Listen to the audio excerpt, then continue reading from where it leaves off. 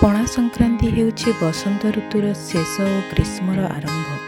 ଏହି ଦିନକୁ ଓଡ଼ିଆ ନବବର୍ଷ ରୂପରେ ପାଳନ କରାଯାଏ। ଏହି ଦିନ ନୂଆ ପାଞ୍ଜି ପ୍ରଚଳିତ ହୋଇଥାଏ। ସୂର୍ଯ୍ୟଙ୍କ କିରଣ ବୃଦ୍ଧି ପାଇ ଉଭୟ ଅଗ୍ନି ଓ ବାୟୁର ପ୍ରକୋପ ବଢ଼ିବାରେ ଲାଗେ।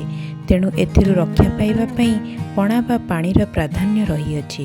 ପ୍ରତିଟି ଓଡ଼ିଆ ଘରେ ପଣା ପ୍ରସ୍ତୁତ କରି ଅଗଣାରେ ଥିବା ତୁଳସୀ ଚଉରା ଉପରେ ଏକ ଛାମୁଣ୍ଡିଆ ପ୍ରସ୍ତୁତ କରି ଛୋଟ ଠେକିରେ ପଣା ଓ ପାଣିର ଅର୍ପଣ କରିବାର ବ୍ୟବସ୍ଥା ରହିଅଛି। ଏହି ସଂକ୍ରାନ୍ତି ପରଠାରୁ ବୃକ୍ଷ ଜଗତ ଓ ଜୀବଜଗତକୁ ଜଳ ପ୍ରଦାନ କରାଯାଇଥାଏ।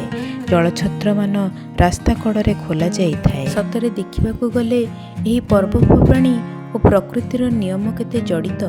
ତେଣୁ ଆମ ପରମ୍ପରା ଆମକୁ ଶିଖାଇ ଦେଇ ଯାଉଛି ଯେ ଜଳବାୟୁ ଓ ପ୍ରକୃତିର ପରିବର୍ତ୍ତନ ସହିତ ଆମେ ଆମର ଖାଦ୍ୟପେୟ ଓ ଜୀବନଶୈଳୀର ବି ପରିବର୍ତ୍ତନ ଆଣିବା